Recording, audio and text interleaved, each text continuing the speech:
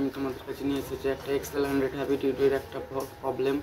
সেটা প্রবলেমটা হচ্ছে কি, গাড়িটা মনে হয় 25-30 কিলোমিটার আশেপাশে আপ ডাউন হতে গেলে কি গাড়ির স্টার্ট বন্ধ হয়ে যায় কিছুক্ষণ, 1-2 মিনিট থামার পর বা একটু দাঁড় হওয়ার পর ঠিক স্টার্ট দিয়ে আবার চলে 25-30 কিলোমিটারের। প্রবলেমটা কিসের জন্য হচ্ছে আর কি কারণ হচ্ছে, তো প্রবলেমটা তোমাদের তুলে ধরেছি, প্লাস এই ভিডিওটাতে বলা গিয়েছে কী কী প্রবলেম। ছোট্ট একটা মিস্টেকের জন্য অনেক জায়গায় অনেককে আমাকে দেখিয়েছে, প্রবলেমটা সলভ করতে পারিনি কেউ। তো ছোট্ট একটা মিস্টেক ছিল, থ্রোটল বডি, ফিউল পাম্প সব কিছু চেক করা হয়েছে, কিছু চেক করার পর প্রবলেম সলভ হয়নি।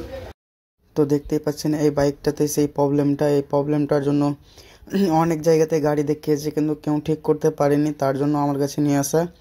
তো গাড়িটা স্টার্ট নিয়ে নিছে, তারপর সব কিছু এখন ঠিক আছে, শুধু একটাই জিনিসের জন্য। তো আমি জিনিসটা লক্ষ্য করলাম, তো যেটা ইঞ্জিন ফিউল পাম্প থাকছে, এই ফিউল পাম্পটা ওয়াশ করানো আছে, যেটা কাস্টমার বললো আমাকে। আর সে ওই পারে গিয়ে আমি যেটা দেখলাম কি, স্পার্কও যখন ডিস্টার্বটা দিচ্ছে, স্পার্কও ঠিকঠাক আসছে, মানে স্পার্ক লাইনের কোনো ডিস্টার্ব নাই। মেন প্রবলেম ছিল তেলের কি প্রবলেম হতে পারে সেটাও তোমাদেরকে বলছি। আর প্রবলেমটা কিভাবে আমি ঠিক করলাম তোমাদেরকে একটা সিম্পল দেখিয়ে দিচ্ছি। এই জিনিসটা যেটা দেখতে পাচ্ছ, ট্যাঙ্কির ফিউল ক্যাপ, এই ক্যাপটার সাইডের যেগুলো রাবার থাকছে নিচে লেগেছে, ওই রাবারগুলো গেছে, মানে এই রাবারটার জন্য হাওয়া পাস হয় না।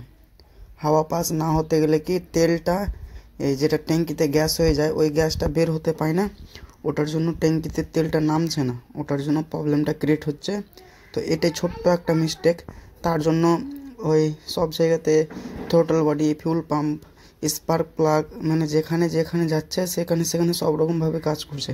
তো এই জিনিসটা কেউ নোটিস করেনি, তার জন্য এই প্রবলেমটা। আমি ট্যাঙ্কির ক্যাপটা ঢিল করে এসে অনেক দূর গাড়ি চালালাম, এখন ঠিক আছে সব কিছু।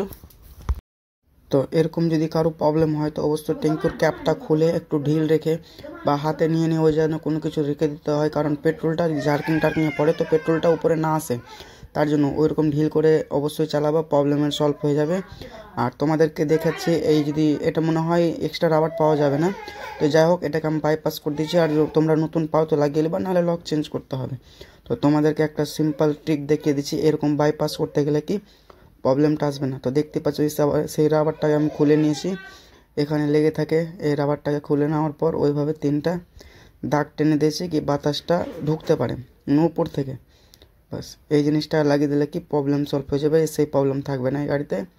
আর গাড়িটা তারপর ঠিকঠাক করার পর অনেক দূর চলে আসলাম, কোনো কমপ্লেন নেই, এখন গাড়ি ঠিক আছে।